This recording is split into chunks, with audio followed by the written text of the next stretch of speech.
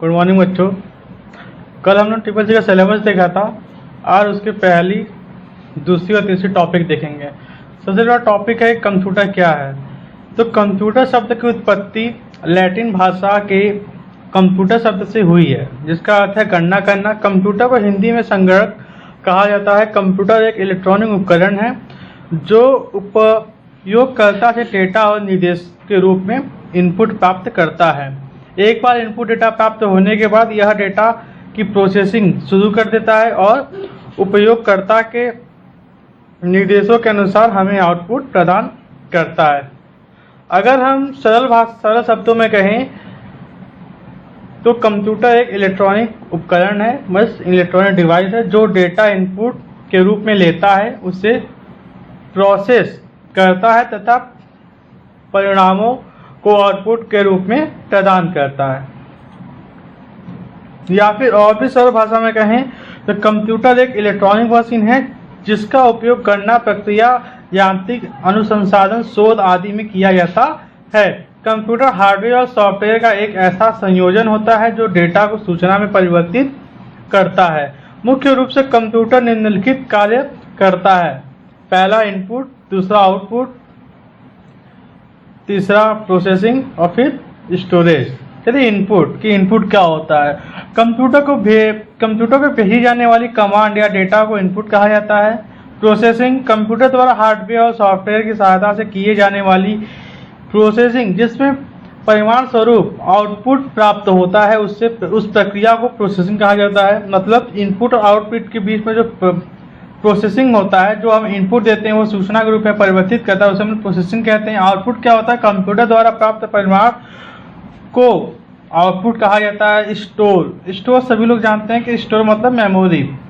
विभिन्न storage device जैसे hard disk, solid disk drive, pen drive, optical disk आदि का प्रयोग करके कंप्यूटर द्वारा प्राप्त परिणामों को सुरक्षित करने की प्रक्रिया को स्टोरेज कहा जाता है। चलिए अब हम नेक्स्ट टॉपिक के आगे आते हैं, कंप्यूटर का इतिहास। आज हम जानेंगे कि कंप्यूटर का इतिहास, हिस्ट्री ऑफ कंप्यूटर। आज से लगभग 300 वर्ष पुराना है। आज से लगभग 300 साल पुराना है इसका इतिहास कंप्यूटर का। मूल रूप से कंप्यूटर का विकास गणितज्ञ गणनाओं की बड़ी संख्या में करने के लिए किया गया था। कंप्यूटर का इतिहास यही व्यक्त करता है कि काफी कठोर प्रयास के बाद ही कंप्यूटर का विकास संभव हो सका। इस प्रक्रिया में विभिन्न प्रणालियों को जन्म दिया, जैसे बेलोनियन प्रणाली, यूनियन प्रणाली, रोमन प्रणाली और भारतीय प्रणाली। मगर इनमें से भारतीय प्रणाली को स्वीकार किया लिया गया है। भारत के प्राचीन विख्यात खगोलशास्त्र और गणितज्ञ आर्यभट्ट के द्वारा दशमलव प्रणाली का विकास किया था।